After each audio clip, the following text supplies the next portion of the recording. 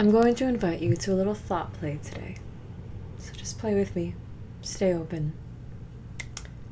What if the most interesting thing about you was the thing that you don't want people to know the most? What if the most unique, authentic, awesome thing about you that really speaks to your life's expression was the thing that you've been trying to hide in the shadows the most? And before you start saying that's not possible, Angelica, I kill people, I don't know, just stay open. Stay open. What if? It's all hypothetical. We're not jumping to any answers or conclusions, okay? Let's say you're me. Okay? Isn't that fun? Let's say you're me. And you're someone who has a lot of ideas, a lot of thoughts. And for the longest time, it was very hard for you to share them. To just speak your freaking mind. It could be as easy as that. And then something miraculous happens when I decide to then, or when you decide to then just throw them out there, see what happens. That's what actually resonates with the people around you the most. And it's not about a kind of validation. It's actually this ripple effect where one act of honesty then just creates this whole heaven of truth. And before you tell me that that sounds lofty, just consider the little things. When someone shows up as themselves unapologetically, not just showcasing the parts of themselves, the parts of yourself that you have deemed to be acceptable, or trying to morph yourself into a version of some sort of societal mask, some kind of mold. Instead, when you embrace all the ickiness, and when you use the space and the compassion towards those parts of yourselves to transmute anything that might be harmful to something that is helpful to yourself primarily, it becomes something that just radiates and ripples.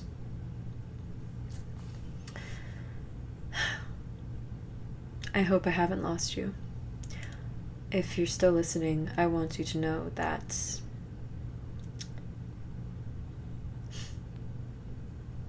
some kind of iteration of fortune favors the bold, because it does. It does. You know why? Because the only thing that really creates a lasting and good change is something honest. Something honest. Do you know how seldom honesty is in this world? If you're the only honest person in the room, people notice. And it's not just that people notice, but it creates inspiration. In a world where people are just trying to get by, forcing actions and stuffing themselves into roles, when you act from inspiration, you inspire others to act from inspiration. There's this download that I received a few weeks ago, and I immediately wrote it down because I love to write. And it goes, let me try and get it correctly. The difference between union and bondage is force. The difference between union and bondage is force. When you try to force something, a form of abuse happens. You're abusing your power, either towards yourself or towards others. Force. That's bondage.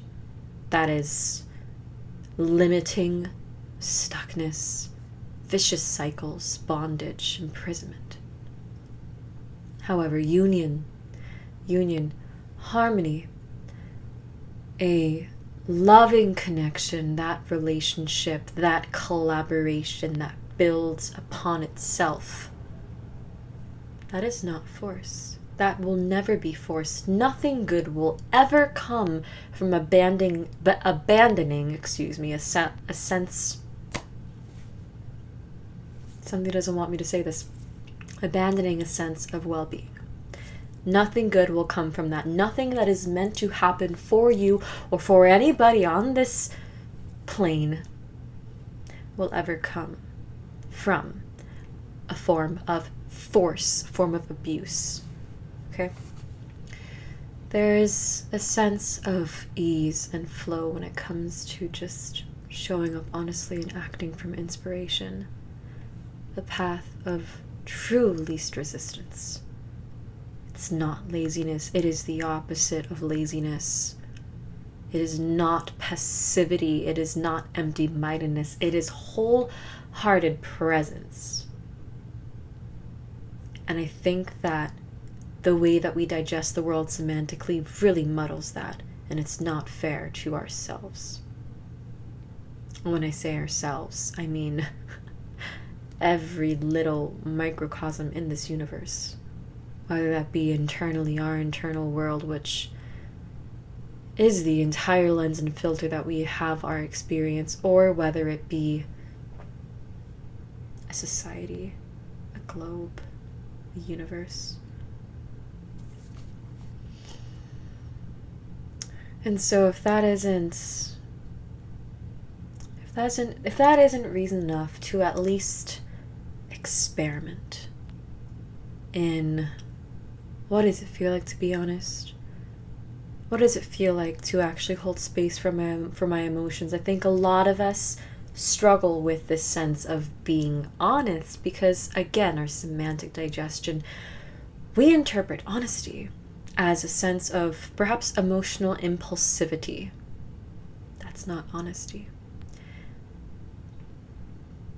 I want to clarify that note. I want to leave a note on that though. Emotional impulsivity.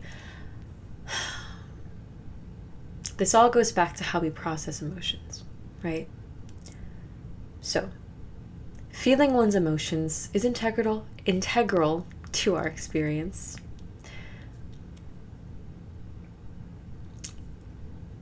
But allowing ourselves to not fight it, not try to stuff it down. We receive so many messages when it comes to emotions. Don't cry. Don't be angry. Don't be sad, or I'll give you something to cry about. We bully ourselves into not feeling emotions to the point where they bubble up. However, when we examine, observe, look at our emotions through the lens of our inner child and speak to our inner child. Okay, you're feeling sad. Tell me about that. What is it that you're experiencing? When did this happen?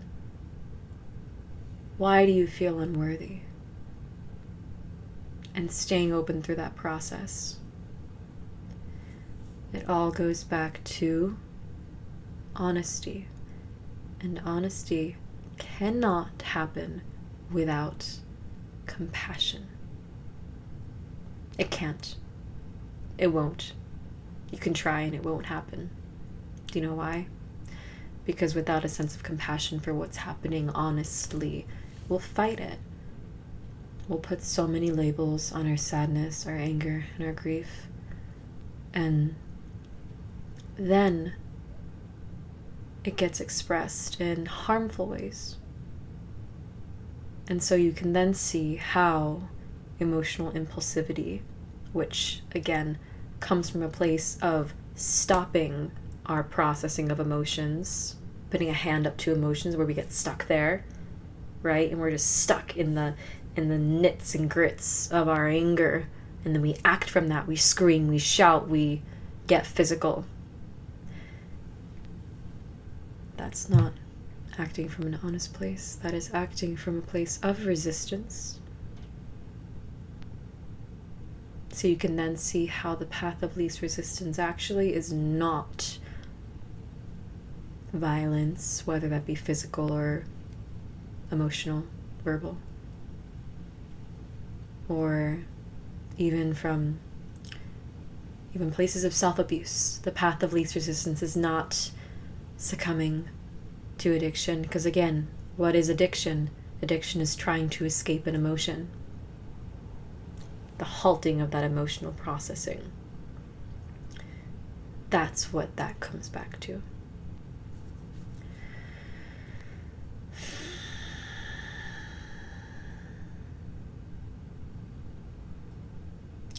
I want to thank you for listening this far. I'm really pleasantly surprised that I've seen, and not necessarily through YouTube, I'm so new at this, but I've been very pleasantly surprised in recent occurrences in my life where I gave myself permission to show up honestly in places where I previously thought that it would be met with scrutiny or some kind of rejection, right? For a long time, I was operating from a place of fear of rejection or what have you. When I allowed myself to speak truthfully, act truthfully, I was emboldened by the way that others have been able to meet me where I'm at. And that has sharpened a sense of optimism in me that allow people to meet you where you are. And if they don't, that's fine. But my gosh, what if they do? Imagine what things can happen. It's just allow yourself to be pleasantly shocked. and know that ultimately when you choose to share yourself, share your light in an honest way, coming from that place of love and compassion towards yourself, that sense of acceptance, the way that it's received, it's neither here nor there.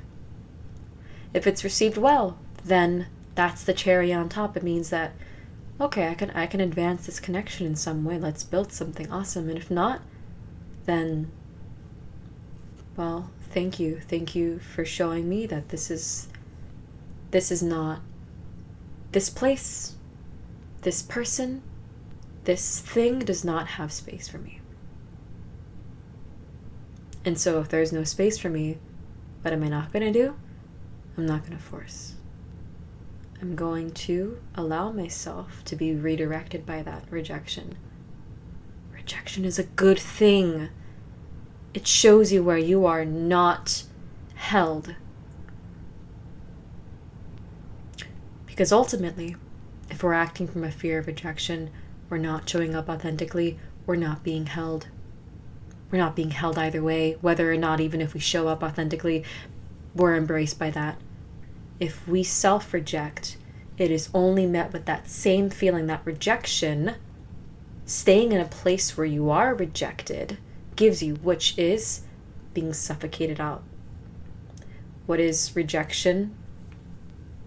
The suffocation outwards, the rejection. Think of like a foreign body being rejected from your body. Being forced out.